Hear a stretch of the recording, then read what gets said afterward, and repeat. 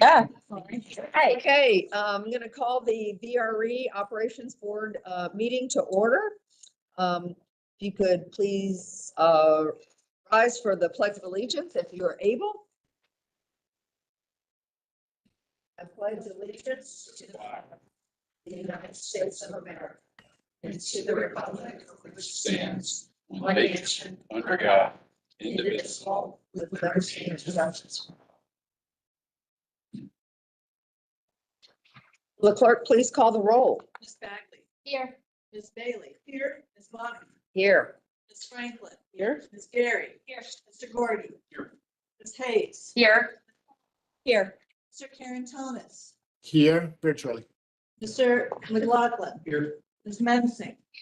Mr. Stewart. Here. And Mr. Walkinshaw. Here. And Madam Chair, we have a point. Okay, thank you very much. Mr. Karantonis has requested to participate in the meeting remotely. He's participating from Arlington, Virginia due to a work-related schedule conflict. There being a quorum physically present, do I have a motion and a second to allow Mr. Karantonis to participate electronically? Thank you. We'll have a voice vote. All in favor, say aye. Aye. All opposed? Any abstentions? Okay, thank you. Rich, do we have a safety moment this week? Thank you, Madam Chair. We didn't get an opportunity to make assignments earlier. So if I could get, I'm going to ask John to be our primary 911 caller. Alex will be the backup. AED, CPR, got staff in the back. Let's go with Chris as primary and Dallas as the backup. And then once again, there are evacuation maps on the at both entry exits here. We'll use the double wooden doors to the rear of the room as our primary exit. We won't take the elevator if we have to evacuate this space. We'll take the stairwell out to the front, pop us in that circle drive. We'll muster out in the circle driveway area if that's clear out there. And once again, there is a AED and right by the elevator, first aid kit, of course. The exits are all clearly marked throughout the facility. So that's my safety moment, Madam Chair. All right, thank you, Rich. Do I have a motion and a second to approve the agenda as it was amended last night with the additions? Okay. All right, I have a motion and a second. Any questions? All in favor, say aye. Aye. Okay, Mr. Karantonis said aye. Aye. I vote aye, Madam Chair. Okay, thank you. Anybody against? Any abstentions? Thank you very much. Okay, can I have a motion for approval of the minutes from the February 15th meeting? So, we're- Madam Chair, Thank Takis Karantonis, Arlington County. Can you repeat that, please? So moved. Takis Karantonis, Arlington County. Okay, got it. Thank you. Were there any corrections to the minutes before we vote? Okay, seeing none, all in favor, say aye. Aye. Any Aye. opposed? Any abstentions? Thank you. That motion carries. Okay, chair comments. Just want to say welcome to the March Operations Board meeting. This weekend, if you're not aware, is Selection Sunday for the big college basketball tournament known as March Madness. Clearly, staff and many of you already in the March Madness spirit wore your cool tennis shoes today. So you can look around the room and check out who has some really neat basketball or tennis shoes on. Now I'm going to turn it over to Rich. Thank you, Madam Chair. Couple of topics here. First of all, just want to state this past month, we have been conducting a safety audit on our system safety program. And that audit essentially covers operational safety at all different levels, both on the practical application and the quality control side. Our operations staff, not just VRE staff, but our contracted partners and stuff have been involved in this audit. And, you know, one of the elements, it's not just, you know, looking at documentation to ensure that we're doing what we say we do, But also it's an opportunity to have our safety culture evaluated, which in some cases can be a little subjective, but it does give an opportunity for somebody outside our organization to come in, or a team outside our organization to come in. So we've completed that this month, and looking forward to a debrief on that. Of course, any opportunities for improvement, I will follow up with the operations board subsequent to debrief with that team. Moving on time performance, still not exactly where we want it to be. Our target of 90%, still hovering in the mid 80% system wide. Jump ahead there. Still seeing congestion out there, particularly in our PM service. Towards the end of February, we did do an upgrade to our positive train control system in our back office system.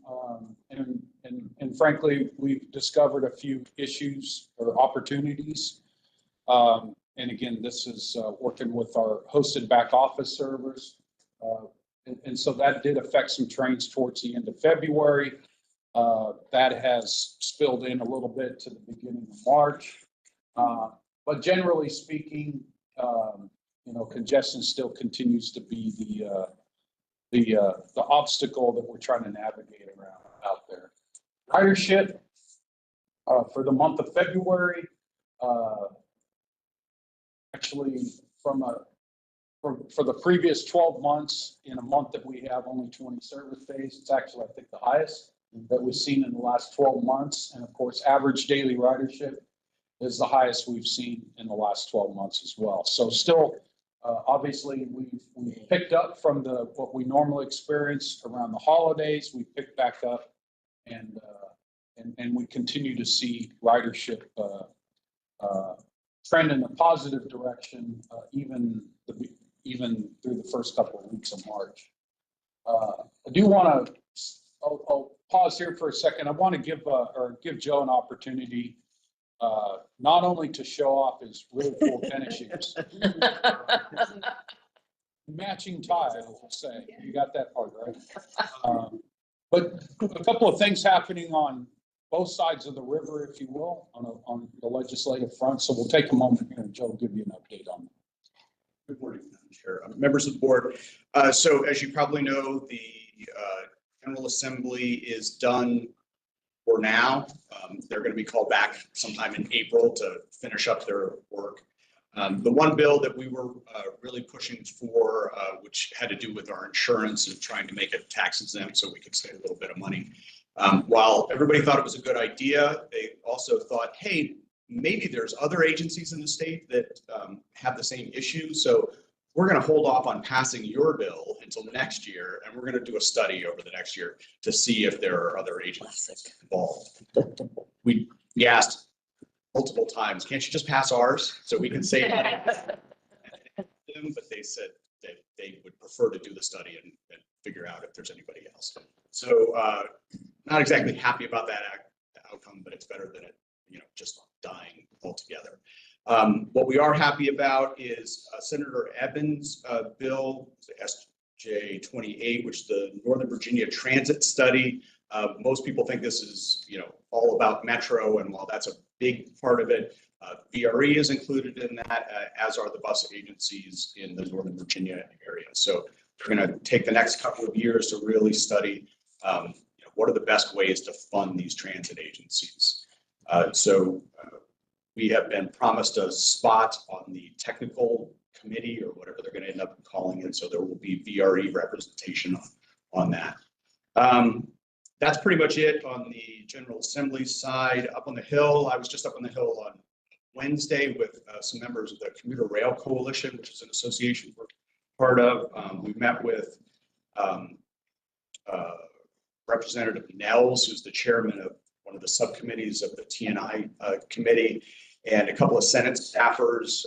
The issues we continue to talk about in coordination with the Commuter Rail Coalition have to do, again, with insurance. the implementation period for every 5 years when the amount of insurance that we have to get goes up. Right now, we have 30 days, as does every other commuter rail agency in the nation. So all 31 of us, 32 of us are going and saying, hey, we need more insurance. So as you can imagine, that is not good for price or for availability. So we're trying to get a fix in there that gives us a little bit more time, gives the industry more time to go get that. And that seems well received up there. So we hope within the next 6 months, we see that get attached to a bill somewhere, get a little relief on that one. Other things that we've been talking about are allowing us to be able to go out for CRISI loans, CRISI grants. CRISI grants right now are mostly just for short line railroads. And we believe in a lot of ways, commuter railroads are like short line railroads. So this ought to be a pot of funding that we go after. The short lines aren't really thrilled about that idea. So we have a fighter on our hands there, but we're going to continue that. And then a couple other issues here. There's a push right now to create what they're calling a center of excellence for commuter rail. Commuter rail sort of falls under so many different places. It's under transit, it's under railroads. So they want to set up, probably associated with a university somewhere, a center that really focuses on doing research and technical type work just for commuter railroads. So we continue to talk about that. And there's a lot of interest for that too. Of course, all of them say, I'm really for that and we should put it in my district. So continue to fight for that too. That's all I have for today. If anybody has any questions. Any questions for Joe? Yes, James? Joe, I once purchased one on a monopoly board once, but what is a short line railroad? I looked it up before I paid $250 for it. I am going to punt this to Rich because I suspect you have a more technical answer. Yes, you can think of a short line railroad and they kind of vary. They're obviously by name, they're not very long. But for example, when deregulation happened in the early 70s, a lot of the larger railroads divested their, less profitable, segments of their railroad. I say less profitable, but not necessarily. It wasn't like there was zero business on those lines. So anyway, so those segments were sold off to relatively small companies, a lot of entrepreneurship in there. People just started up little short line organizations. So you could think of it that it's on the freight side. You could think of it that first mile, last mile type of an organization. Give you an example like CSX, over 20,000 miles, I think, of CSX territory. There's probably about 200 short lines that connect to CSX. So it's a lot of little guys. If that helps. There's also some short lines that are in some areas like the port or in Chicago, New York, that are joined, are actually a combination of other freight railroads, like the switching yards in Chicago, NIT, the railway up to one of the port facilities is partly owned by Norfolk Southern and CSX, and Better has 51%, obviously has the upper hand. So Those are generally rail associations and stuff, Yeah. terminal associations. Okay, any questions, other questions for Joe? Thank you for the update. And I guess we'll hear more at the April meeting once they go back into session. Okay, thank you. Rich? Okay, moving on. So last Saturday had a couple of different things going on. And in both instances, it was in the middle of some nice inclement weather. To be nice. And I was just happy to attend the Historic Fredericksburg Foundation, Inc.'s annual meeting with Councilor Holmes and actually Councilor McIntosh from the city of Fredericksburg. We were awarded the HFFI's Preservation Spark Award, and this specifically is for the rehabilitation and the the rehabilitation and safety enhancements and stuff that we're making at the Fredericksburg station. So it was nice for VRE to be acknowledged. I accepted that award on behalf of all of us, our staff, our partners, everybody involved in this project. And this event took place indoors. And so we had half the folks out at the city of Manassas St. Patrick's Day Parade outdoors. And it was just a good occasion to show off our float for the second time. I will have to say that we learned some things from our participation in the Fredericksburg Christmas Parade, and other than the rain element of it, but this was a good event, good community outreach event. This gives us an opportunity to, to really, shine at the community relations level, and just, staff and council member Bagley was there, helped supporting this.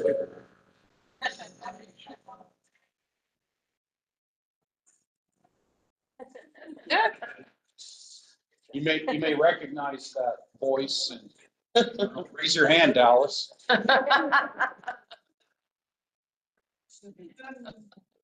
But all in all, a good event. And then just moving on, we do have our upcoming Meet the Management schedule. As you can see on the slide, can get you some more, or I'll put out some additional information in my weekly report. But just to give you an idea, starting April 17th, we'll start at Union Station, and then subsequently each week, work our way south at primarily our destination stations. So we do skip a week in there because these are all on Wednesdays. We do have a customer survey that we'll do, I believe on May 8th. And so just wanted to get that schedule out to you. All of you are invited. Encourage, if you have a chance, come out. We have a large portion of our staff out there. It's a great opportunity to interact directly with our passengers. It's a tradition at VRE that goes back almost since the inception of VRE. So this is a really good event for not just the staff, but our passengers as well. So that's the end of my report, Madam Chair. Okay, thank you, Rich. Any questions? Okay, wonderful. Thank you very much. We'll move on then to VRE, Express Riders and public comment. VRE accepts public comments both in person and electronically via the VRE website. Members of the public wishing to make public comments have 3 minutes and should state their full name and the jurisdiction they live in. And written comments submitted before 8 a.m. this morning will be forwarded to the members of the board and attached to the official minutes. Do we have any members of the public here who would like to address the board? Okay, seeing none. Did we have any comments, Mrs. Lamb? We have one comment that was forwarded to you guys Correct. last night and will be attached to the minutes. All right, thank you very much. Okay, moving on to action items. 9A, authorization to issue an MEC 7 task order for National Transit Database and Asset Management Reporting Phase 10. Rich, if you could please introduce this item. Thank you, Madam Chair. Just in summary, this is a task order. We're requesting approval with STV Inc. For the amount stated in the resolution plus a contingency, the total amount not to exceed $555,048. Just a couple of things. Timeline wise, this is the 5th task order that we've done on this topic. We do one almost on an annual basis. It's not quite an annual basis. It's probably more in that 14 to 16 month or 12 to 16 month time frame. This is the Transit Asset Management Program or plan that we have. It's a requirement by the Federal Transit Administration in order to receive 5337 or stated good repair money. Of course, they let us use those funds to support the management of the system. So STV comes in. They're really more than just an extension of staff. Each year, we've got to do different things to manage the plan, maintain the plan, update the plan and stuff like that. So they're able to grab subject matter experts to come in and help us, update the plan, including any revisions, modifications that the FTA has put out on this plan. So again, something you've seen before, but more specifically, this is still maintaining the plan, but still enhancing the plan, if not just for federal or to comply with federal requirements, but just simply to enhance this. This isn't something that it's not a plan that we do and then we just put it on the shelf and check a box. We actually manage this plan. So I just wanted to give that as a quick summary. So that's my summary, Madam Chair. Thank you. Any questions for Rich on this task order? Okay, seeing none, may I have a motion? Okay, I have a motion and a second. Any further discussion? Okay, this is a roll call vote. Just a voice. Okay, all in favor, say aye. Aye. Thank you, Mr. Karantonis. And any opposed? Any abstentions? Thank you very much. Carries unanimously. Okay, moving on to 9B, acceptance of Title VI service standards and policies and the monitoring results. Rich. Thank you, Madam Chair. This is, as stated, the action here is we're asking the Operations Board to accept the plan or accept the results of our monitoring and evaluation.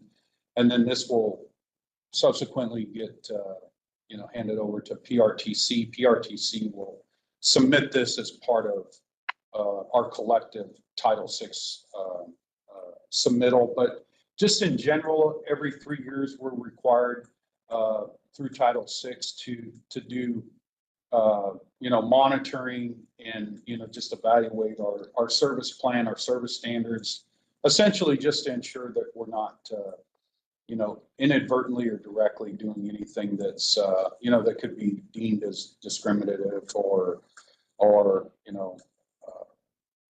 not in the spirit of, not specifically in direct violation of Title VI, but also not in the spirit of going against our commitment and stuff to, fair and equitable transit. So we've done that analysis.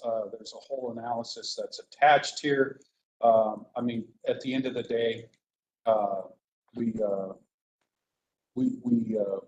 feel that we're fully compliant, and that's what this analysis states. And again, it'll be with your acceptance, we'll pass that on to PRTC and put that together as our collective submittal to as part of Title VI. So that's my summary, Madam Chair. All right, thank you. Yes, Margaret. I noticed that we were kind of below targets on a couple of things. Do you want to just maybe highlight some of those and how we're working to kind of achieve better percentages, I would say? Yeah, could you specifically, that just give me the. It looks like, particularly as it relates to on-time performance, which we know has been like a big challenge in like train capacity and things like that. Yeah, so on-time performance, that's something obviously I talk about. We're talking about, yes. Yeah, it's definitely been below our target. From a capacity perspective, again, as we continue to, bring ridership back, in some cases, maybe a lot of cases, we're still, we have more seats than we have people out there. And compared to, if you go back several years, this analysis was different because we were struggling with not having enough seats and frankly, too many standees. So that's just acknowledging the fact that with the lower ridership, we do have more available seats. Yeah, the on-time performance is the big thing. Thank you. Okay, any other questions for Rich on the report? Okay, seeing none, thank you, Rich. Could I have a motion? Moved. All right, I have a motion and a second. Any discussion, any other questions? All right, all in favor, say aye. Aye. I vote aye as well. Mr. Karantonis, anybody opposed? Any abstentions? That motion carries unanimously. Thank you. Okay, we're moving on to our information items. The first one is the primer on the regional motor vehicle fuels tax, something that we all care a lot about. Okay, Just real quick. As indicated in the title, this is a primer. We're not here to do a presentation or anything like that. We just thought that in discussion with the chair at the beginning of the year, with the, with what, like Joe explained with the, the analysis that's forthcoming and stuff, we just kind of thought we'd start layering on some information as the year goes on. So this primer is is essentially just is meant to, if you know something a little about gas tax and stuff like this was intended to just kind of lay it out for you. And subsequently, we'll have a couple other information topics like this. And again, just from a layered approach and maybe refer back to them as the year goes on, as we have more discussions. You're going to see here after this, we're going to get into an update of our system plan efforts. And of course, having the ability to fund those efforts now and in the future is important to us. So we just want to add that in there. Again, if you have a chance to read through that, if you want to have some discussions and stuff about it, feel free to reach out to our staff. We're glad to sit down with you. So that was the intent of this information item, Madam Chair. thank you, Rich. I appreciate you bringing that forward. This was something that Rich and I talked about in January. I just said we have a lot of new board members. I look back at somebody like Matt Kelly, who had been on this board for many years, really understood how the motor fuels tax is disseminated. And I just thought it would be good for all of us to have a refresher, and for those that are new to understand what the motor fuels tax is and how it's all disseminated throughout the Commonwealth. So I appreciate you bringing this forward, and we'll look forward to more information in the future. Any questions? Yes, James. I think I know the answer to this, Rich, but the CROC fund, it's $15 million. That's it. So it's $15 million in 2018. It's $15 million now. It'll be $15 million 10 years from now. Changes, or is it? I'll agree with you that it's 15 million now and has been in preceding years. I'll never say never that it's going to. But unless there's a. Yeah, unless there's, that's what I was just going to say. It's been 15 million unless there's a change. Yeah. So it's less today than it was in 2018. You're exactly right. Yeah. Okay, any other questions? Just because I never say never. Right. I'm an optimistic person. Okay, moving on to 10B, the System Plan 2050 update. Presentation of recommended 2050 service vision. Thank you, Madam Chair. So here we are again. And most of you know Nick Ruiz, and Christine come with you? Yeah. Oh, there she is.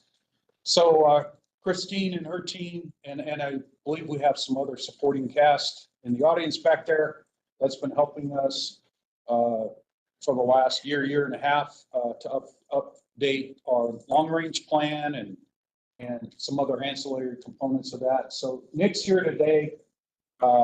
Back in January, we did an update with the idea that we were going to come back to you here in March with some more information on what a 2050 service vision could look like. Nick had indicated that there was still some public outreach that we were doing. And so he's going to catch you up on that and then get into some details. We did send you, albeit a little bit later than I wanted to yesterday, send you out the presentation. But this is intended for a discussion. There's no action or anything like that. And again, intended to continue to foster the discussion, whether it's inside this meeting or in some of our other forums and stuff like that. So with that, Nick's gonna kind of pace us through this. There's a lot of information, but by all means, stop him and we'll dive into things as we go here. But again, there's no action that's going to be recommended from this. This is meant to be just information. So with that, you got a clip. Yes. Thank you, Rick, for saving me the trouble of an introduction. So pleased to present, over a year and a half of the culmination of over a year and a half of planning and analysis on this. I'm going to move expeditiously through the first half of the slides because most of those are things that have already been viewed by this board and discussed at length. So just a recap as to where we are in the process, third and final phase. This is the culmination. As Rich mentioned, there is no action that we're asking you to take on any of the scenarios that we present today. Just starting by looking back, we started this process, we kicked it off at the end of 2022. We were primarily contextualizing the update to the system plan on past planning efforts. So what we did back in 2014 with an update to the system plan that looked out to 2040, as well as bringing in some of VRE's existing organizational goals to develop what we've presented in this body a few times as a system plan vision. That's that VRE is going to grow to serve the region as the transportation service of choice, creating meaningful connections and economic opportunities in a safe, sustainable, and equitable manner. And we use this vision as the cornerstone for all the analysis, all the scenarios that were developed over the past year. Underpinning or supporting the vision were a list of 4 goals. And I believe back in late 2022, we presented these goals to the board. We received some concurrence on moving forward with these goals. First, of course, is safety and reliability, but then the other 3, no less important, as we define what VRE could be and what kind of service we could run between now and 2050. We also presented back in June the results of a fairly robust period of public outreach and engagement. One of the components of that was a general population survey. It was a scientific survey that we sent out to the entire region. And these were some of the key points that we heard and internalized from that effort. We use those again to refine our 2050 scenarios. As you can recall, in the 2030 presentation, we had discussed the potential for adding things like express trains, for things like balancing and right-sizing service on the Manassas and the Fredericksburg line. And that didn't just come out of thin air. That was stuff that came from the data. We also this region has a fairly high telework rate relative to other regions in the country, and so that's been a major consideration for how we're forecasting future. We did some pop-ups at the beginning of this third phase here, late 2023 and into early 2024. We did 5 pop-ups. There are an additional 5 scheduled, one of which is actually scheduled for this weekend on Saturday morning in Crystal City at the Trash and Treasure, I can't remember, Tossed and Found in the Crystal City shop. So if you're interested in learning more about the system, we're just getting some really inexpensive stuff. But through the 5 that we did conduct at the end of 2023, we engaged a decent chunk of residents, including in locations that we never have really been at before. Mosaic District Farmers Market was a good example. We got some really good feedback from existing VRE ridership there. Some of the things that we heard, and I believe a little bit of this slide was presented to you all in January, but folks are desiring flexibility with the way the service operates so that they can make unscheduled trips or trips at different times of the day. Really looking to use VRE not just for work purposes, but also to attend sporting events, performances, go to the airport, and of course, traveling on weekends. We asked people kind of an open-ended, silly question, where would you take the train if the train ran there today? And of course, a lot of people said Richmond and Fredericksburg, and places the trains already go. But nevertheless, it was as much of a information campaign as it was No.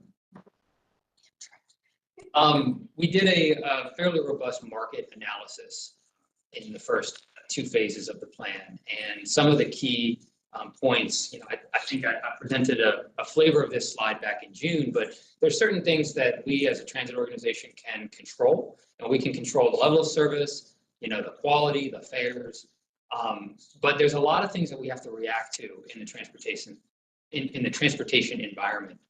Things like competitive modes, including HOT lanes, other transit operators, as well as the land use and what's going on around our station facilities. And then, of course, the big elephant in the room continues to be the teleworking trends here in the DC region. So I presented this slide as well. I think it got a lot of discussion at the last meeting, but I just wanted to show it to you all again, because I mean, the results are pretty striking. You know, projected between 2030 and 2050, over 35% employment growth in the outer Fredericksburg line region. That's Stafford, Spotsy, and Fredericksburg, city of Fredericksburg. But still fairly robust growth rates relative to the rest of the state between now and 2030, and certainly between 2030 and 2050. But when you contrast that with where employment is expected to grow in the next 25 years, it's Crystal City, it's the core of DC, and it's in smaller nodes off of high capacity transit, such as in Fairfax County around the Springfield area. So there is going to still be a mismatch between where people, where housing units are being built and where employment is being located here in the next 25 years. And then this was a slide from several months ago showing of all of the trips in the region in the AM peak period, where are the trips originating on the weekdays and weekends. These are trips that are 25 miles or greater. So the average VRE trip length right now that our customers are taking is about 25 miles. We use that. But these are, 25-mile or greater trips where they start, one endpoint or one beginning point in the Commonwealth. So you can see there's a lot of trip generation being made in the outer jurisdictions here of our region, both on the weekdays and on the weekends. And then from a reverse flow perspective, that's been discussion both from current riders, from non-riders who meet us at pop-ups and other events. They say, well, I'd really like to be able to take the train in other directions than you currently operate. And so we took a hard look at, what in the future would that have the potential to generate in terms of ridership and as a percentage of our projected ridership. So in 2030, roughly 10% of reverse flow, roughly 10% of VRE ridership would be generated by reverse flow service. And that would be if VRE adopts and implements the 2030 draft alternative that was presented back in the summer. And then roughly about 8% of the 2050 ridership if VRE implements what I'm going to present as the recommended 2050 service scenario.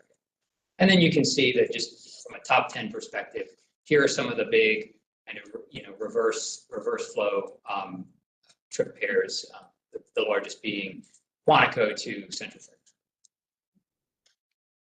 Fredericksburg. We also looked at run-through service. That's been a perennial conversation in our planning efforts.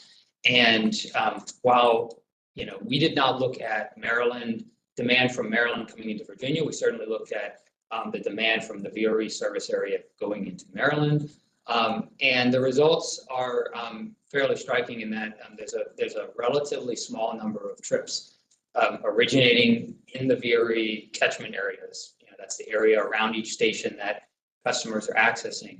2 points in Maryland that could be served by transit. The top 2 in the top 10 originate in the Crystal City area and go to places up on the Brunswick line, up in Montgomery County, Maryland. So that's Rockville and Gaithersburg. But even those flows are relatively small when you consider, the large number of trips that are being made just in Virginia and in Maryland and not crossing state lines.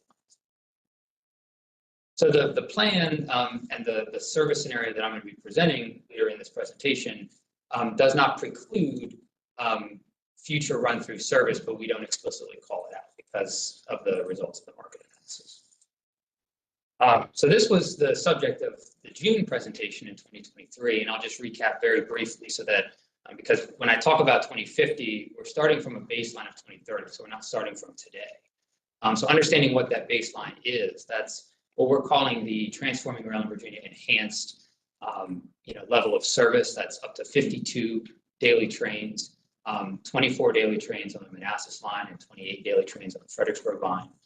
We layer in a few more express trains to provide faster trips to those outer jurisdictions. We also seek to provide as good as a 20-minute nominal headway in the peak periods. I mean, that really is the minimum when you're talking about a high quality level of high capacity transit at 20-minute headways. And then really just targeting from a market perspective where we felt that there was the highest demand at other parts of the day. And then this 2030 recommended service also includes a ramping up of weekend service, starting with the initial Saturday only service, moving to a full Saturday and Sunday service of 13 trains. And then ridership estimates for the 2030 scenario. The difference between doing nothing and keeping our existing service of 32 daily round trips versus ramping up to a 32 train versus ramping up to a 52 train service schedule. At the high end, projected to carry over 21,000 average daily weekday riders, and at the low end, 16,000. And if you can recall from previous presentations, the reason for the range is because there's still a fair degree of uncertainty with respect to telework. So we had to take that into consideration. But if the region is still teleworking at a very high rate, well, that's going to produce lower ridership. If the region's telework reduces through actions at the federal level or in the private sector, you could see much higher rates of ridership. Okay, Sarah. Do you want us to hold questions? No, you can go ahead. I know that like these slides in or 10 more slides in, we're going to get to financial stuff, but I wanted to ask if there's a way, like the next time we see this information, or if maybe somewhere else in here, what would be really useful for me visually is a third column right next to each of these that also shows the delta in cost. So like I can see what the ridership change is, potentially low, medium, and high, but then what's the cost of like no build versus the cost of build at each of these? Yeah, no, that's a very good thing, and it's something we will definitely include in the kind of final, public facing plan. I think we have a little flavor of that. Dan? And on that point, particularly keen on understanding the marginal cost. I know we have this huge fixed asset base that has a cost to it, but the cost of one more train has some kind of significance to it. And what is that? And how does it tie back into the ridership, the round trips, and ridership expectations? Thank you. Yes, Lori? So going back to your travel market assessment, and this is probably a question we hear a lot about in Spotsylvania, our growth and what the projections are and that sort of thing. How do, we hear it at FAMPO that we're going to grow this. How is that determined? And I should probably have already known this question, but how are you determining that? So there are regional models, so FAMPO, and then the organization that operates in the Northern Virginia area, Council of Governments, they keep what's called a regional travel and land use model. And that literally incorporates all of the planned or allowed growth from each of the jurisdictions.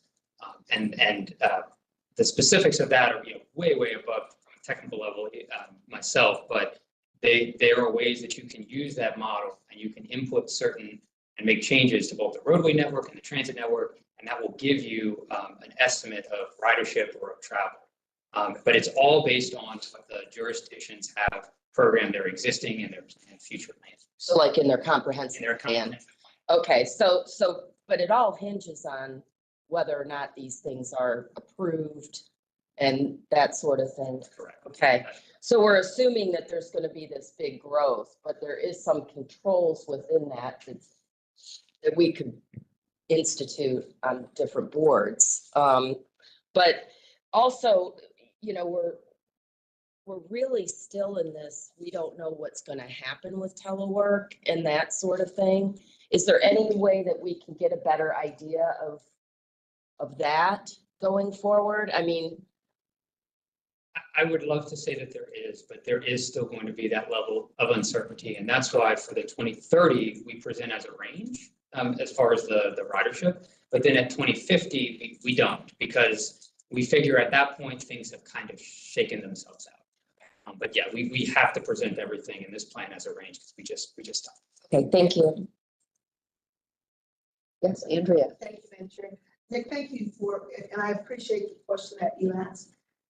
When we're doing these presentations, that helps us also to understand the resources and the tools that you incorporate in your, because oftentimes doesn't explain it, we're on our boards, the relationship and the guidelines that we have. Oftentimes we don't understand that, and how it partners together. So in the future, please incorporate that. We appreciate the explanation.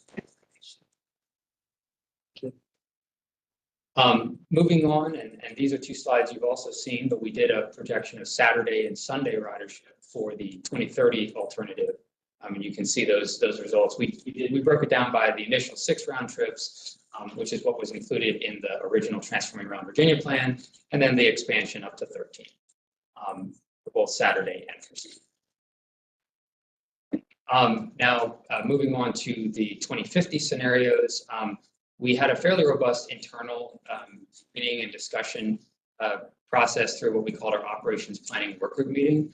And that was where we took the initial 2030 alternative that was presented back last summer. We turned that into one of the 4 scenarios that I'm going to present here in just a second. So we say, well, what happens if we get to 2030 and then because of resources or because of the direction of a future VRE board, we stay at the 2030 levels of service to 2050. Well, that's kind of our new baseline. And then we thought about 3 additional, what I would call the do something alternatives beyond the 2030. And that's what we basically ran through our internal analyses. Starting with A1 and moving to A3, you can see that the level of intensity of service ramps up fairly considerably. The only difference between scenario A1 and scenario A2, scenario A1 provides your 20-minute peak period headways, something of a hourly off-peak service.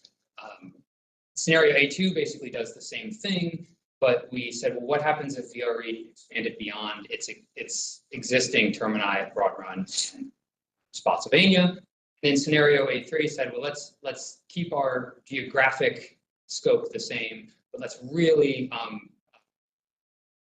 put out a level of service that's akin to something like a metro with a high frequency and a high number of trips. And so you'll see in the next slide here, the recommended 2050 service scenario, calls for a system that geographically looks identical to what we're operating today. We determined through some analysis on utilization of equipment and cost and governance that the alternative that had us expanding service farther south in Spotsylvania and Broad Run would likely not be feasible even in the 2030 to 2050 time horizon.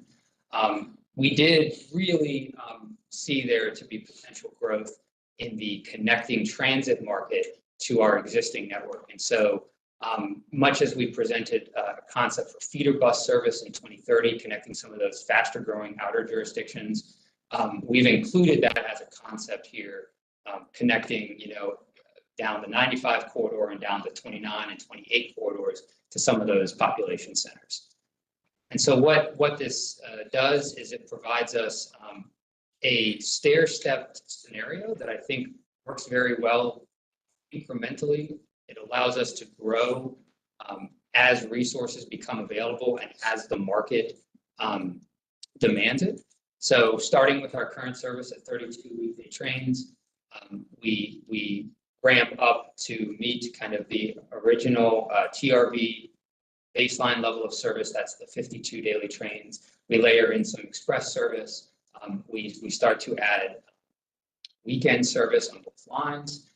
And then between 2030 and 2050, as additional resources become available, as demand continues to grow, we move to that 20-minute peak period, peak direct ways. So that's in the morning going in, that's train every 20 minutes on each line. In the afternoon going out, train every 20 minutes on each line. A 30-minute reverse peak. So if you're desiring a trip in the opposite direction of the kind of dominant flow of traffic, you'd have a train every half of an hour. And then as a matter of philosophy, provide a consistent transit service across a service day, we determined that providing service at least once an hour was something that would be beneficial to the region. So that produces a daily weekday train count of 116, 68 trains on Saturday and 60 on Sunday. And that the difference between Saturday and Sunday is just the span of service. We start a little later in the mornings on a Sunday because the demand is lower at that time. So this is our recommendation for the board to consider. I will say that, you know, in addition to looking at the market, we had to take into consideration some pretty hard infrastructure or future infrastructure constraints. There's a lot of things that you can build. If you've got the money, you can build it. Midday storage, where we store our our train consists in DC while they're not in service between the morning and the PM rush. We have a site identified that is moving through its development phases, and we hope to have on the ground in the 2030 time horizon. But that is a constrained site. It's between the Northeast Corridor on the north and New York Avenue on the south, and not really very much room on east and west. And so you've got 13 basically 13 spots. We can store 13 train consists. And so whereas even in 2050, the market for reverse flow service might not be as strong as the peak period service. We need to run, for every 6 trains you run into DC, you need to run 2 trains out. Otherwise, you're not going to have, excuse me, you need to run 4 trains out. Otherwise, you're not going to have sufficient storage capacity. So we did have to consider some of these kind of real life constraints even in the long term. And then, you know, we also took a very high look at infill stations. And so the results of the analysis are presented here. We used a model, an analysis model consistent with DC's 2017 statewide rail plan. And we chose to analyze for further detail 3 locations that we thought might have potential in the future. This plan does not make final determinations on where these stations should be located specifically, you know, which one should be in, which one should be out. But we thought it would be helpful for the public and for the board to review the analysis in terms of ridership and cost of providing these additional infill stations. And they're at 2 locations in the Van Dorn area, one on the Fredericksburg line, one on the Manassas line, and then 1 location in the Ivy City area proximate with our planned yards at New York Avenue. And this is just a map showing kind of where those locations are. I've also included the locations of other concepts for station relocations. And that was as we were looking at the ridership and what the demand would be, if there would be sufficient room for parking expansions at those stations, and if it's cheaper, you know, to move the station to provide a parcel that provides sufficient parking and capacity, or to keep the station at its existing location. So we, at a high level, we looked at those, but we did not do an in-depth analysis on ridership or cost at the 3 that identified here on the. So getting into the ridership forecast for 2050, what we're projecting here is a full implementation of the 2050 service in 2050, looking at about 28,100 average daily weekday riders. And that compares to if you were to ramp up to the 2030 level of service, that's that 52 train concept, but then held the service levels consistent between 2030 and 2050, you'd be at around 24,000. And then if VRE stayed with its current manner of operations at 32 daily trains, you'd be around 22,000 a day. So you can kind of see, doing easy mental math, a kind of incremental increase in ridership by providing this additional service. And then on the weekend, a similar story, up to 10,820 daily riders on Saturdays and 8,800 on the Sunday days. And then how this breaks down from a percentage by day part, still in 2050, we're expecting the majority of our ridership to be carried in the peak period and peak direction. But then, a not insignificant amount of ridership expected in the off-peak direction, especially as we ramp up to the uniform hourly headways across the service day. In 2050, looking at almost 20% of our ridership being carried outside of a peak period, which is fairly significant for a commuter rail service such as us. And then when you break this down by average daily ridership by year, currently we're in about the 7,700 ADR in the weekdays. We'd be projecting roughly 262% ridership growth between 2024 and 2050 with the implementation of this service. So a not insignificant amount of incremental and just raw additional riders, using the system, benefiting from the additional transportation options in there. And then specifically looking at the ridership potential with an infill station at Van Dorn, the way these are presented are the total projected ridership in 2050 without the infill station and the total projected ridership with, so you can see kind of the incremental. Putting a station on the Manassas line, the lines come together, they don't touch at Van Dorn, they'd still be about a quarter mile separate right around the Van Dorn Metro station.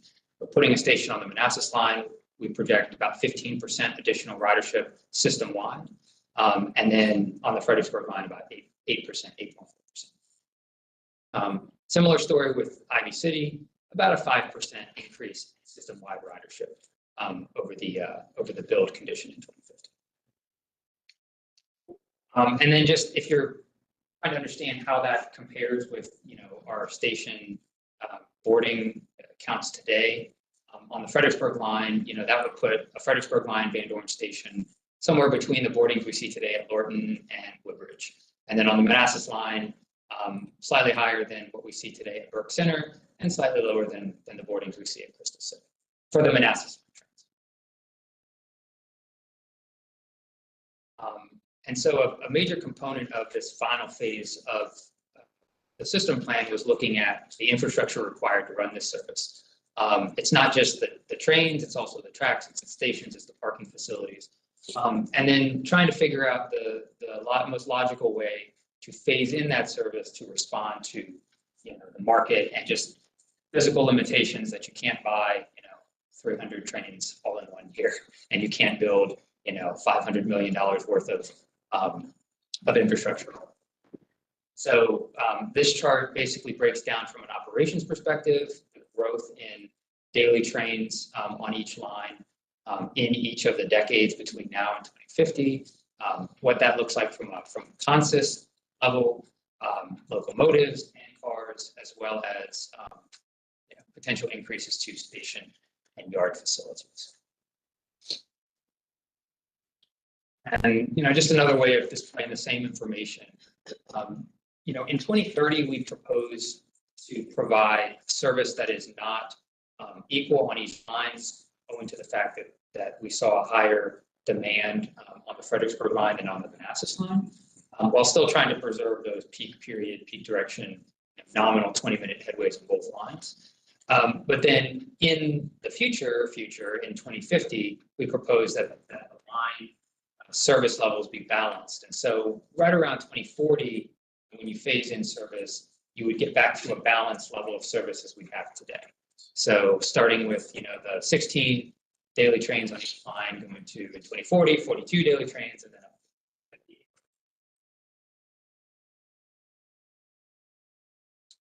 And here's some of the minimum infrastructure that would be required in 2050. And the way to read this chart is assuming that the things that are already included in our CIP document, things that are already included in the Commonwealth's Transforming Rail in Virginia, phase 1, 2, 3, and 4, which I know that phases 3 and 4 are not funded right now, but we've assumed that by 2050, whatever's included in those infrastructure plans is on the ground. And, fortunately for us, so much of what is included in TRV allows us to run this service with some very minor tweaks to our infrastructure, but really the house is already built and here comes the furniture. So we're looking at some minor platform modifications at stations like Ripon, Fredericksburg, and Manassas to bring those stations up to that full 8-car boarding length. Right now, many of our stations still can only accommodate up to a 5-car boarding length. So that would allow us to run the type of service and provide the type of capacity that we would need in 2050.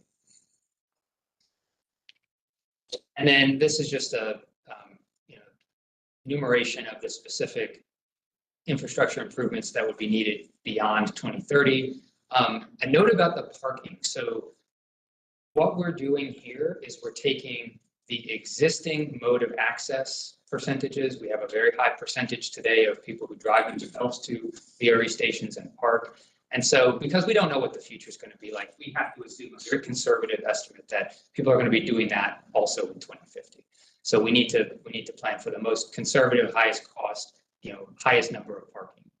Realistically, it will not shake out this way, but for the purposes of the financial analysis, that's what we're showing.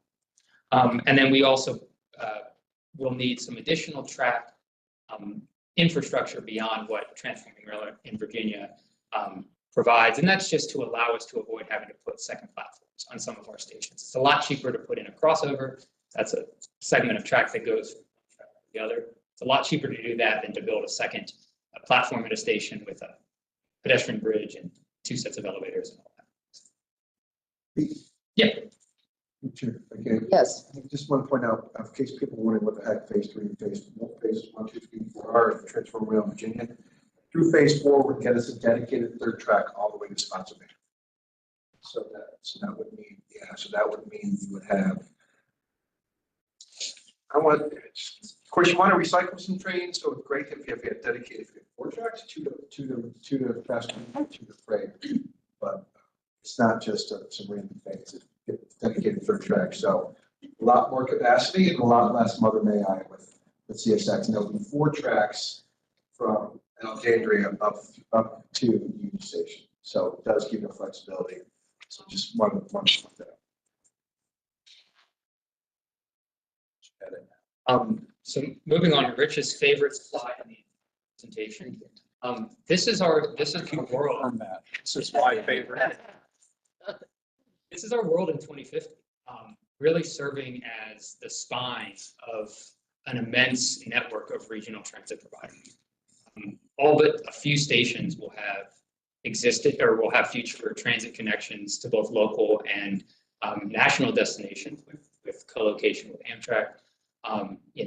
With our network of feeder buses from termini in Manassas and Fredericksburg, we can reach communities as far south as Warrenton, Culpeper, and even potentially Ashland, and certainly up in the DC area, connecting integrating with the plethora of transit options there. So, I don't want to interrupt.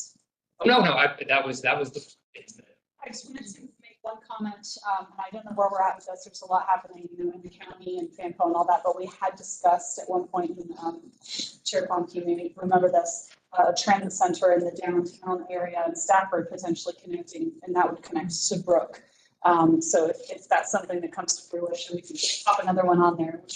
Yes, We would love to add. more the merrier. Manassas is looking at expansion at their airport, with bringing in flights, about 20 flights a day. Has any of that played? I don't see Manassas Airport as a complimentary transit service. And I met with them on Friday. They have a very aggressive plan. And to what extent has that played into any of this right here? That's a good question. Our planning effort was a little bit farther along than the discussions, at the airport. And so while you don't see that in there, it's certainly, additional service on the Manassas line down to Broad Run provides that connection, via shuttle to a future airport. So it is not to preclude. Nick, on one of the slides a few back, you showed a couple of the stations may be moving, and one of them was the Brook Station. Can you expand upon that a little bit?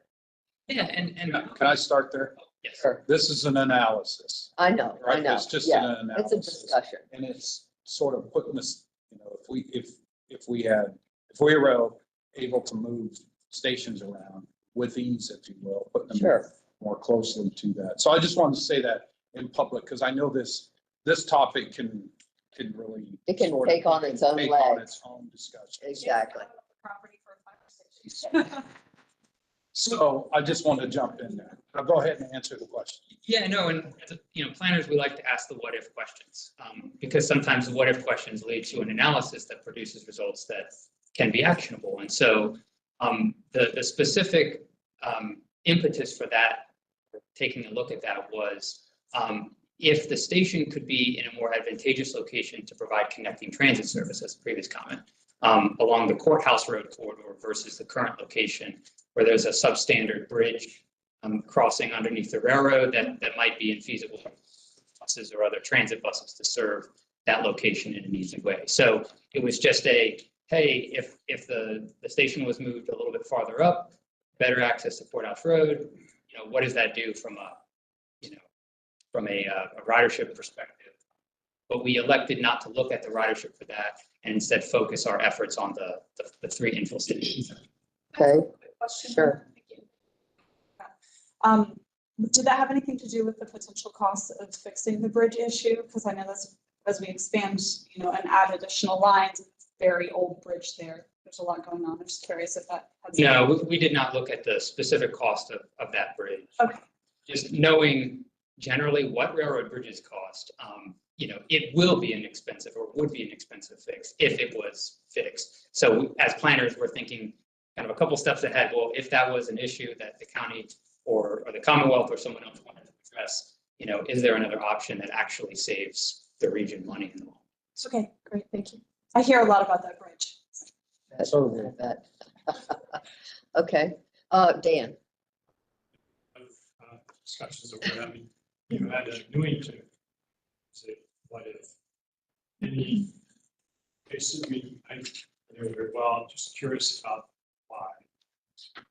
Yes, so that was an area where, there's a large number of, as you know, large parcel industrial properties. And just in the region, those are typically the things that get pushed into, pressed into higher and better use in every jurisdiction. We did not take a specific look at the land use, the comprehensive that specific area, just to say that, if that was something that got legs between now and 50, would a transit facility be, be beneficial there? It also provides a slightly closer connection to Fort Belvoir. So when you're running future connecting transit service to the base, it saves a little bit of operating funding for that operation. You look at any other options for Fort Belvoir? That's part of my curiosity. We did not in this analysis. Hey, Andrea? Thank you. In the what if conversation, I noticed we've got the Fredericksburg Regional Transit at Quantico, and there's no Omni ride. And could you just kind of explain that scenario as to why? Is it because of the growth going south? So this is a planner's best stab at what we think will be on the ground based on our interpretation of transit strategic plans and county plans and stuff. So if we got something wrong, we could certainly add OmniRide.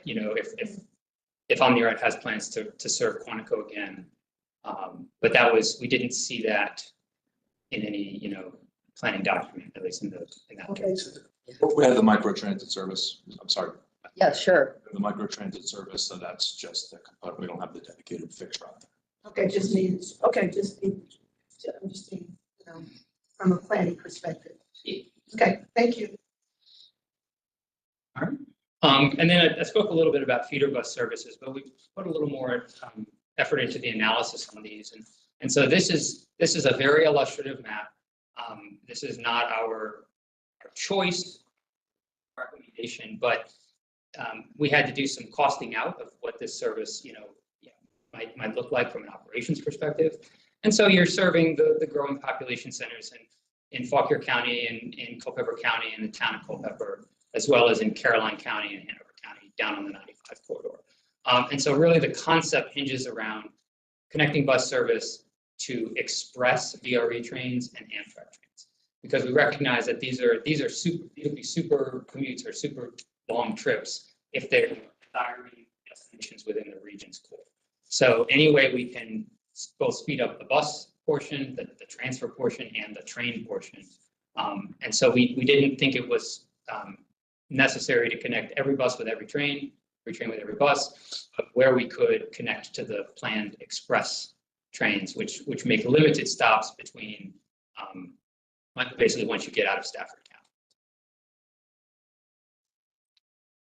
County. Moving on to the financial forecast for 2050, and to Ms. Bagley's point, we certainly condensed this down and put it on one slide so that everything can be viewed together in the final materials. But we took a pretty holistic look at both operating and capital forecasts for the 2050 time horizon. A number of the costs and the expenditures and revenues for each of these two categories were included here. And what we see is in 2050, with that level of service in the A1 scenario that we are proposing, $884 million of operating cost, and that's a 136% increase from the 2030 level of service in 2050. And then operating revenues, that's inclusive of fare, that's inclusive of state reimbursement for track access fees and other operating revenues we get from the Commonwealth, a 63% increase, up to about $473 million. And we made some big assumptions here when we were doing these analyses that the funding mechanisms were the same as they are today. So this is not assuming that anything changes, that we get higher levels of funding, lower, or anything. It's just how the formulas work today. They will work in 2050, and then we increase with inflation and with the level of service. And then from a fare box recovery perspective, we're projecting with the full build out of the 2050 scenario, a 16% fare box recovery ratio, or a 32% fare box recovery ratio if you implement the 2030 levels of service and hold that constant out to 2050. And so, Madam Chair, I have a question.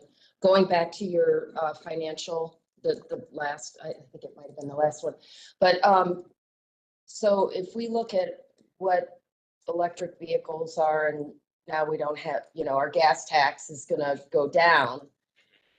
We have not baked this into this scenario then? That's correct. We're assuming that funding levels grow as they've grown in the past with inflation, and certain funding goes with level of service provided, because that's reimbursements from the Commonwealth. So if we run more service over track, the Commonwealth reimburses 84% of those costs. But no, from the gas tax perspective, we have not assumed any changes to that. So, because I think that would be a significant, from my budget perspective, right? That we're going to see that go down, and there's an initiative at the state level to push people to that, right? So I think we need to have some idea of what kind of impact that would have as well going forward. If this was all as. Right. We had to start somewhere. Sure. We don't, we want to get through the analysis, and then it's almost like the financial piece comes at the end. Okay. That makes sense. But this is basically just baking in what we know today, doing things how we do it today. And in the past, yes, there's a lot of variables. I look at the cost can't be what they are 10 or 15 years from now as we're projecting up there. We've got to have other measures and stuff in place, to more effectively manage those costs. Well, we had to start somewhere, and we're just sharing Okay. where we started. Did y'all, in the numbers that you crunched, did you do a version of the cost of service scenario A, 2030 service in 2050? Yes, so that's what this is right here. So that's if you implement 2030 levels of service, what does that cost you in 2050? Okay, so the 374 is basically not building out A1 and relying on that. That's true. Okay, and so if I understand the earlier slide, that 136% increase in cost, and I haven't been able to do the percentage math, is 6,000 more riders. Like that tracking back to the, okay. Okay, James? Yeah, I was just gonna say on the electric vehicle point, comes up a lot. EV drivers in Virginia do pay an additional highway use fee to make up for the lost gas tax revenue. I don't know whether where they set the fee is the equivalent, but Virginia is actually a little bit ahead of the curve in the country in establishing that fee. So EV drivers are paying to use the roads just like gasoline powered car drivers. So. I'd be interested to see how much they're paying. You know what I mean? What it is. $120 per year, and then there's a VMT element where you can pay less if you drive less. Is that, James, do you know with that particular fee that they're paying, is that renewed every 2 years, reestablished? It's every year. It's every year. You gotta write a check. Oh, but I mean, as far as the General Assembly setting that level of, Oh, that I don't know. Yeah. okay. Yeah. Oh, do you by chance know? Yeah, if you could look into that, that would be interesting to see how that fee adjusts. Hybrid vehicles as well, I think, yeah. Okay, thank you. Jana?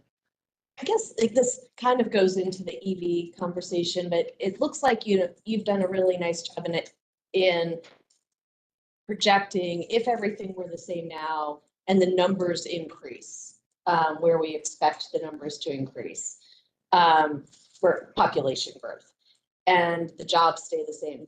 But have we taken any human behavior into account? So I guess, well, I mean, we might not have predicted 20 years ago that there would be this many hybrid or electric cars on the road. And part of that is human behavior is wanting to drive their own vehicle versus using public transit. So I guess I'm wondering, are we looking at that at all?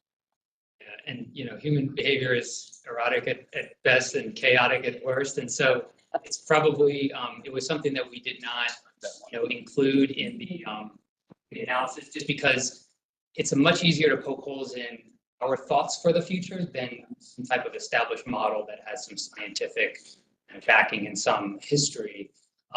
But we fully recognize, and that's why we've presented a lot of these things in ranges, because, as we get farther out, the level of certainty decreases. And that's normal in any kind of longer range planning study. But as I believe Rich has said before, we plan to make frequent updates to this plan. So in a couple of years, we might be back saying, well, we ran the numbers again, and based on the current conditions, there's some different things going on in the region. So. Yes, If I could just say, Sure. we've been talking about the regional gas tax, and it's wonderful because I know there's materials. The regional gas tax, any fees that are being used for EV and electric aren't coming back to all of our region under the regional gas tax. So there's revenues being collected, and that's really important, but they're not actually, when it comes to the fees that we have here in the region that help Omni-Ride, help VRE, in Northern Virginia, also help WMATA, don't get the benefit of that additional fee that's being put in for the EVs. That's going to a different pot that's not touching our region. I just think it's important to understand. Absolutely. Great conversation. I think that the opportunities with this state study for Northern Virginia transit revenue, I think that's an important element of that, is the regional gas tax that all of our localities are using for public transit or transportation purposes. And yes, it's indexed to inflation, but it's not growing, it's not meeting the needs when you look at the reduction in folks that are paying for gas. So there's, money's going somewhere, but it's not coming to this. It's just going to the transportation. I'm actually just trying to find out if it definitely does not, like for the NBTC and we manage the regional gas tax, we haven't seen that money. So it's great to find out. Okay, Yeah. that would be great. Yeah. Bring that back to the next meeting. That would be wonderful. Okay, Moving right along here, looking at now at capital costs. So, expansion and replacement of existing rolling stock is going to be key to achieving this service vision. And so we're going to be in a period where if we implement the increased service, we're going to need more coaches, we're going to need more locomotives, but our existing fleet has a useful life, just like any fixed asset. And over time, we will also need to replace what we have on the ground today. So this is our best stab at, how that would look over the next 20 some years. And the same goes for our locomotive fleet. Now we only have 20 locomotives today, as opposed to 100 rail cars, but still a not insignificant need. And I believe I presented in the last year when we presented on 2030, that even between now and 2030, there's still a large portion of our CIP that is unfunded, that is primarily represented by the additional rolling stock need. And then this is just an enumeration of the table that I showed you a couple slides ago with 2024 costs. So because costs are so unpredictable, we didn't want to show you the 2050 costs for these because we wouldn't be able to fit the numbers on the page. But, in 2024, we're projecting about a $319 million in today's dollars capital need that is not rolling stock. So that's your parking expansions, that's the free platforms that I referenced, as well as some of the additional track work above and beyond what the Commonwealth has already planned to be constructed as part of TRV phase 3 and 4. Pause on that real quick. Sure. Just clear what TRV phase 1 and 2 is fully funded now. And when a third track is coming through an area, sometimes we're creating an island platform in some locations, or a 4-track, such as at Crystal City and Mount Fun. The third track, sometimes you create an island platform as well. And in phase 3 and 4 places like Fredericksburg, that whole station would have the platform rebuilt. But that's in phase 4. That's money we don't have. That is 20 years. That's 15, 20. So the work they're doing now is much needed. But so when you say assuming the phase 3 or it's natural when you're coming through and you're tearing something up, you're going to rebuild it, you're going to make it nice. And sometimes you add more access, like I mentioned, instead of one platform pad, you do that too. That's happening. It's naturally funded in phase 1 and 2, but we assume the same for more of the same for phase 3. You have multiple platform images. You kind of already see it now in Quantico with the ongoing work that's predecessor to your Dallas was back there earlier. But adding more platform matches. And again, it's soon to be seen as well at Crystal City. And at the stations on the Manassas line, because there isn't a kind of a complementary infrastructure program like TRV on that side of the network, adding in those turnouts, those track turnouts to get trains from one side of the corridor to the other to access those single platform stations is really going to be key. Save us a lot of money over reconstructing those entire stations. So I'm going to leave you with a trio of slides here that I think we talked about the costs. We also enumerated some of the high level benefits. We looked at all of these things, but if I went through all of these in detail, we'd spend another hour here, so I don't want to do that. But at a high level, there are some significant benefits to providing a much more robust regional transportation, system that gets people out of their cars, off of the major highways. And so in all of these categories, we note some not insignificant, benefits to society, to the region. And we can actually quantify them. And there's ways that the federal government has standards for how you quantify what these benefits are. And so,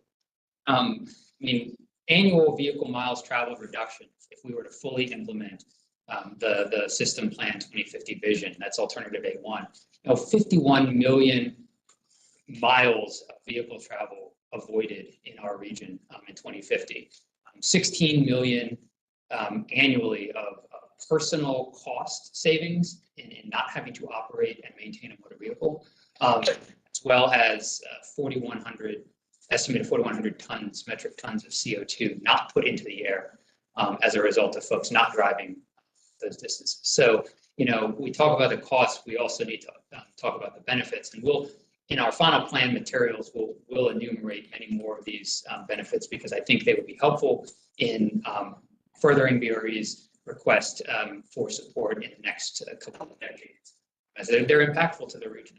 So, Yes, Sarah. Thank you. Just from a presentation perspective, I would invite you to consider putting one of these slides at the front. I mean, it changes the way you experience the data. If you've seen just one of these slides at the front, our 2050 plan is designed with these benefits in mind. And you go through these, and then, as you look at all this data, you already know kind of the why, or at least are, the reasons to consider.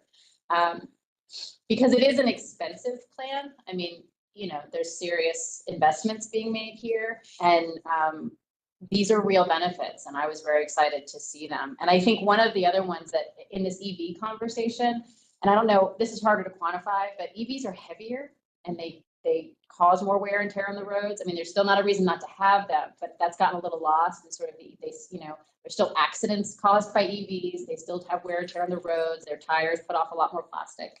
So I appreciated this, and I think it might change the way somebody experiences the report to go into it with the benefits in mind. yes, certainly. The final plan materials and anything that faces the public, will be sure to put the benefits right up top. Mike. One that Sarah, step on Sarah's note, one more benefit, safety benefits. Car travel is much more dangerous than rail travel. Especially after COVID. Well, it also should note that it's not just about car travel. Creating more capacity for passenger rail, that creates more capacity for freight rail, which means you can take more the capacity to take more trucks off. So that is, as you know, mixing truck traffic is so dangerous out there. So the more that we can get cargo on train, on freight rail to say the Port of Virginia, on the highways, one truck can not only cause safety issues, but also one truck can jam up by being in the wrong way. Like one freight train can jam up all. Pretty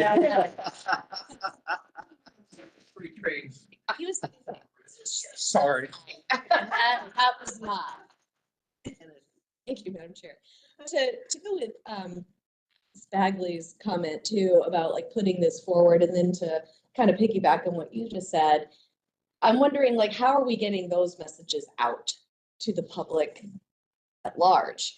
I don't know that everybody knows what the benefit is. And when it takes them a little longer to park their car and get on the VRE, or it might be a little more inconvenient at one end or the other, they're not looking at all of the savings, or both financial savings and to the environment, the whole picture. So I'm wondering how we're getting those messages out. Maybe this isn't the time for that conversation, but I think it's an important message. It certainly is the time, because we're in the kind of final few months of plan document preparations. And so part of what we're hoping to do is provide some kind of higher level placemat or, executive summary level documents and things that folks can take. And when they're talking and they're promoting VRE, can say, look at these benefits, it's not just about the service, it's not about the ridership, it's also about these other societal benefits. And so we're definitely, I think the freight fluidity one that we didn't even have on there, I think that's going to be a great one we can speak to. Sure.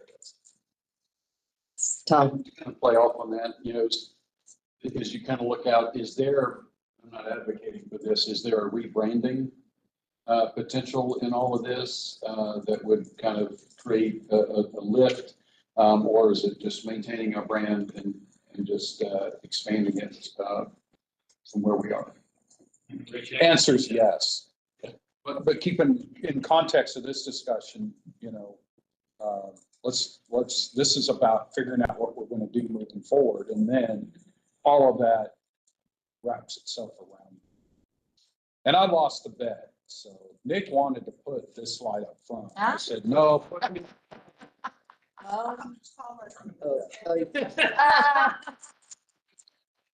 did have this conversation. We did have this. Where to put this. Right. You could put it both places. Yeah. And Oh. a cap. Okay, so this was is this the last slide? This is the last. Okay, so, I mean, this was a phenomenal presentation. I think that, and, I want to thank Christine and the rest of your staff that, have done the heavy lift on this. There are a lot of assumptions that you've put into this presentation. I can't imagine what your Excel and all your workbook tabs look like. And how many times you've gone over all the different cells to look at whether or not formulas are correct. I mean, this is big, this is massive. So thank you very much. What other questions, conversations should we be having right now as it relates to moving forward that anybody can think of? Dan? I think just the general one that we're, I think all aware is, what's the potential for further changes to personal automobile use? Of course, I think relatively speaking, they're probably going to get cheaper to use because electric cars only will be less expensive to operate. And then that might get further reduce the threshold of people having one because instead of the flip side of that is maybe more last mile innovations that make it easy to do this and have that last mile you carry with you, right? You just where did you go? And I think the other one, which we've talked about before, and we know the express lane additions that have been added really elongated the period of time where we're going to see increases in ridership because there's that ease of use as back then. So I don't know how those things tie into that, but we're competing with something. And we know in general it's personal vehicles. How do we at least understand the financial impacts? As the plan matures and we in coming years, we'll be able to pull the newest assumption from each of the years that we update the plan. And so today we've got assumptions, for example, on telework, on vehicle costs. In 5 years we'll have better assumptions, and I think that'll help get us a little bit closer to best possible decision. James and then Mike. One specific question on slide 26, I think it's slide 26, 2050 recommended service scenario.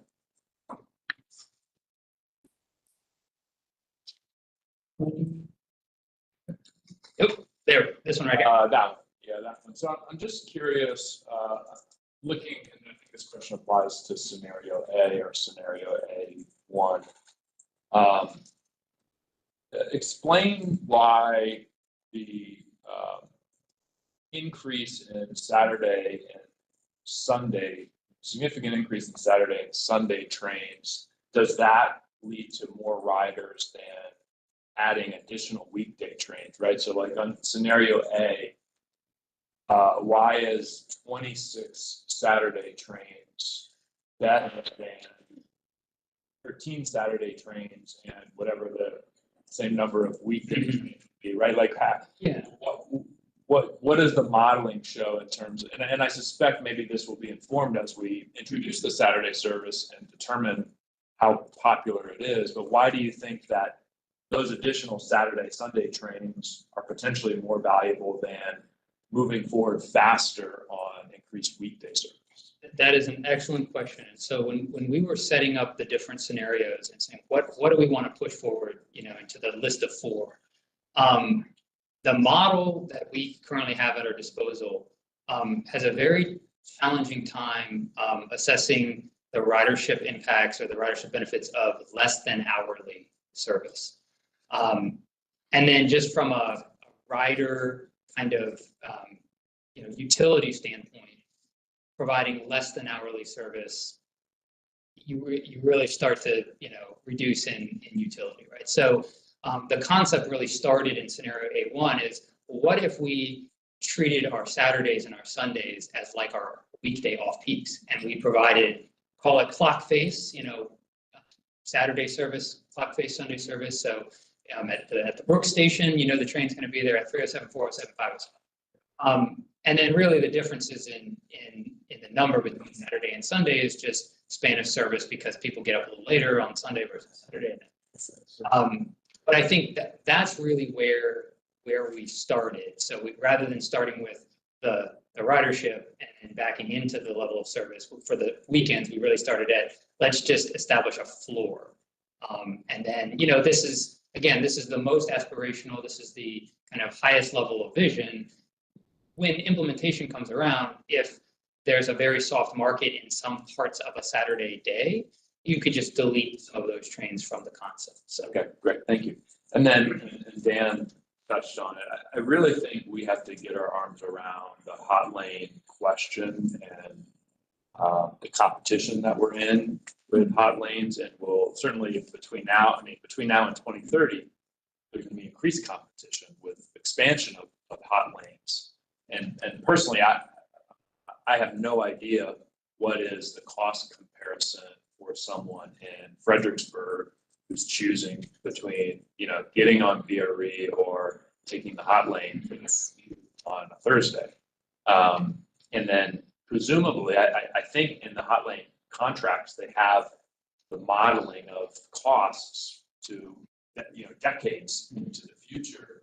So it seems to me we need to be thinking about our fares and our costs in that context, because I suspect that our riders, or rather our non-riders, are.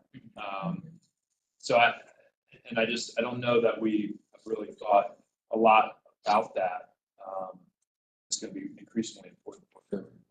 And actually we do have some analysis on that. Maybe, I don't know, but let's talk about it internally. We have that. It's just like, what do we need to do? Exactly. Well, let's convince somebody to ride VRE rather than get on the highlights. Is it a cost issue? Is it a convenience issue? What are the drivers and how can we impact them? Sure. I was just going to suggest maybe that could be just a separate topic. Yeah. Just focus on that, and like topics like what that, sort of that competitive environment looks like out there. Sure. Or alternatives maybe. Yes. Okay, Mike? James just kind of touched on one thing on grades, which is highways and congestion. I suggest looking at you might have some meetings as well with the VDOT, this is 95. Yeah. Corridor, I-66 corridor. One thing that people, so there is a cap on, I think, how much people will drive because it's congestion. Even if in 15 years everyone watch a movie while you're supposed to be operating a car, people are doing now. There's usually headlines that go viral. But even if that happens, people I think are still going to be sick of getting stuck in congestion. One thing trains can do is oftentimes cut through that congestion, especially if we have enough capacity. So just want to suggest take a look at it. It's been a few years. I think that was 19, 2020. Yeah. But that shows the limits on how much they can provide, even with the express lanes. And their studies show, and that's what actually led to one of the reasons why we invested how much we did, that even after you add new highway capacity, even if it's toll, even if it's cheap, that capacity can be eaten up a lot quicker. It's not as sustainable as adding more capacity on the rails and passenger rails. Transit in general adds more sustainable capacity than highways do. It's the old adage about the belt buckle, and people heard that it just allows you to gain more weight quickly, but at some point you just don't.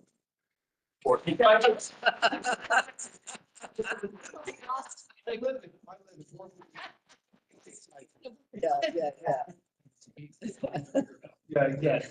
Oh, okay. Nick bailed you out of that one. Monica? I just want to make a quick comment to that discussion about the express lanes.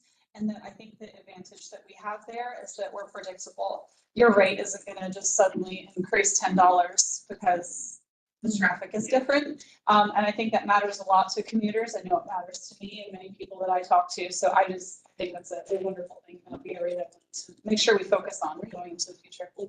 Andrea? Yeah, thank you. Just three things. One, thank you for the presentation. You and your team, it was thorough, but it was easy to follow.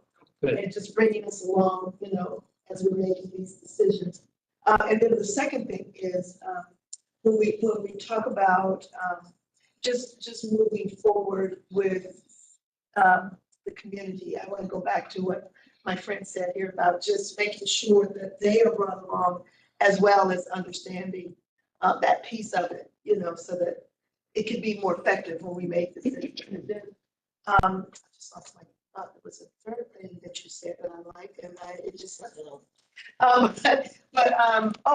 The telework piece, incorporating that in the presentation, because it is very unpredictable and we don't know what to expect. But I think as a visionary with you and your team, helping us to walk along with that as well, without specific details, is very important when we're talking about the funding of it, when we're talking about the strategic planning of it for our head.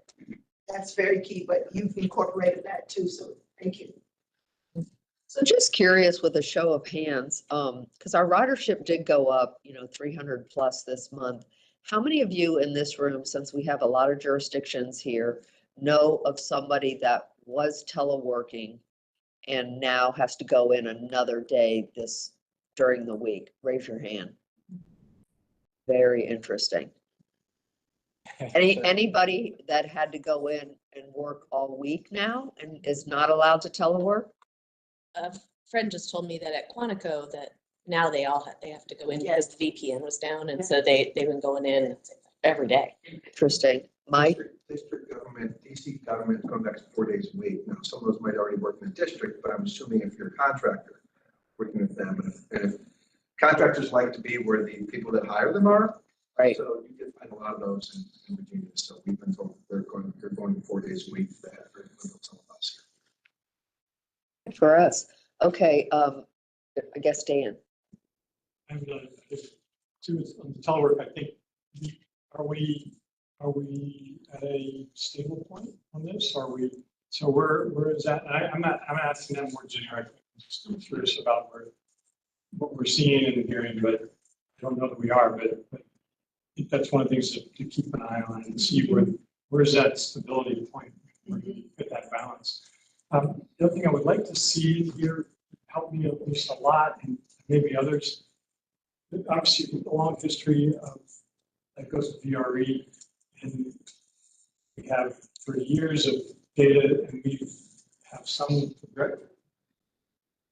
obviously we have real ridership numbers as well as consists that we've added, and something that would give me some sense of how that's happened over the last 30 years, to give me some sense of, because I see percentage increases of 200% or whatever, and I'm thinking, well, has that happened before?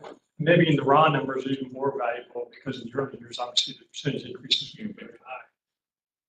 Some sense of how the raw numbers of the past relate to the raw numbers that we might expect in the future, and just a little bit of that, but it's really raw numbers. Yeah. I want to see that history and trend to give me a sense of, are we really out there with what we're projecting, or is this in line with the last 30 years? And I know you've probably seen 1,000 slides since last June, but there was a really good slide, and red dot slide that shows the cost of running VRE service and the ridership throughout the years. And That'd be great. We could certainly send that. If you can get that out to the, Leslie can share that with the entire board, that would be great. Okay, yes. Going back to the hot lanes, well, first of all, to be honest with you, I think we're sort of at a disadvantage. I think our economy's in transition, and I don't think it's settled out yet. And and I don't even think you're in a position to figure out what the future is going to hold. And even the EV issue, EV production is being cut because nobody's buying these things. And then on the other side, we have a dearth of power, electrical capacity in our nation, particularly here in Virginia. We need 33 North Anna power stations worth of power to meet power demand coming from data centers. So electrical power and the cost of that electrical power is going to go up nearly double within the next decade. So I think we're sort of in this no man's land of trying to figure out what is the future really going to be for us. And it's going to be very difficult. But one of the things I do think that we can look at from what's happening today, I mean, we saw ridership go up, but we also saw hot lanes get extended and get opened up. So was there a comparison to figure out what was that impact? We saw ridership go up, but we also saw expansion of capacity on 995. So I think there's something there that we can start to compare. But I can tell you on Monday to get from Prince William to Tyson's cost me $40. So if you're going to DC from Prince William, I'm hearing it's like almost $50 each way. It's very expensive. It's a little better than I thought. It's expensive. I mean, it's $10 to leave Prince William County to get from Manassas to 28. And so it's not cheap to use these hot lanes. And so, and yet when they built the hot lanes, they took away regular lane capacity. So the regular lanes are now more congested. So, but again, I don't envy you anybody who's trying to predict the future. I really do think we're in a transition in terms of our economy and trying to figure out where this is all going to settle out. But thank you for all the hard work that you're doing. And just knowing that going forward, we're probably going to have to make some significant adjustments as realities begin to settle in, as transition starts to settle out. We don't know what those adjustments are going to be. Exactly. All right. Nick, do you have any, James, did you have another question? Okay. Do you have any summary comments for us? I just want to recognize our really good consultant team over here. Becky Sprouse is here with STV. It's like I stand up here and I present all of this really good information. We have this robust discussion, but it's not just me and it's not just Christine. It's the members of our consultant staff that are really working to help produce and a lot of the data requests that you've asked for over the last couple of months. And they've been doing a bang up job getting it all done and in time. So I just wanted to recognize them. Thank you. Very much appreciated. And I really appreciate the robust conversation that we had here and everybody's comments and questions. Well done. Well done. Okay, Nick, Rich. Different pair of shoes. That's right. Exactly. The spending authority report. So here's my spending authority report. If anybody has any questions, glad to answer them. Madam Chair. Okay, any questions on the spending authority report? Okay, seeing none, I'm going to go around to operation. And I wanted to ask before we left, Mr. Cantonis. Oh, he did? Yes. I meant to ask him like 10 minutes ago if he had any questions, but I think he would have let us know. Because I know he loves this kind of discussion. Okay, operations board members time. Start with Sarah. I just wanted to thank everybody involved in the float. It was very impressive in person, and I helped give out the free ride cards, which people were like, yes, yes, give me. So I'm curious if there might be any ability to like follow up though, and like, did people click through? Will we be able to know sort of how effective that was? Because Yeah, we did put a deadline. Yeah. On those, so, and I think it's another week or so. Our plan was to go back after that deadline and see how many people. because people were really excited to, Sure. the opportunity. It's great. Yes. Happy St. Patrick's Day. Calls. I just want to say, I did meet with the airport on last Friday to try to better understand their plan. And as we think about the potential for Broad Run and this location, it just reminded me, we've got transportation challenges around that airport, and Piper Lane, which leads to Broad Run, continues to be a real big challenge. So, but one of the things that I did speak with them about is we need to take a holistic approach, get VRE, we get the county with the city and the airport together and try to figure out what is the right transportation solution.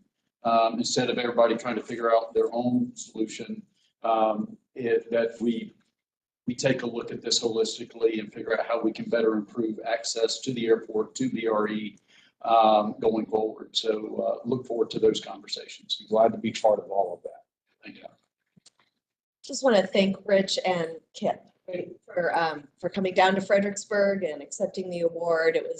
It was a big deal for everybody there, and I feel like it got VRE, noticed by a different group of folks too. So thank you. Yes. All I would like to say is, thank you for everybody being very engaged in VRE, because we're at really an important point for this organization, and appreciate you being prepared and reading the documents in advance so we can have these good conversations. So that's really very helpful. I just want to point out that I think Bob Schneider gets best costume today for. If you haven't seen his pants, you definitely need to. Oh my, oh, wow. Yeah. And the socks. And I didn't see the socks earlier, so, Socks are special. yeah. So, without, objection, this meeting is adjourned. Thank you. Special socks. Yeah, why not? Well, I love you. I knew it. I don't know. Oh, no.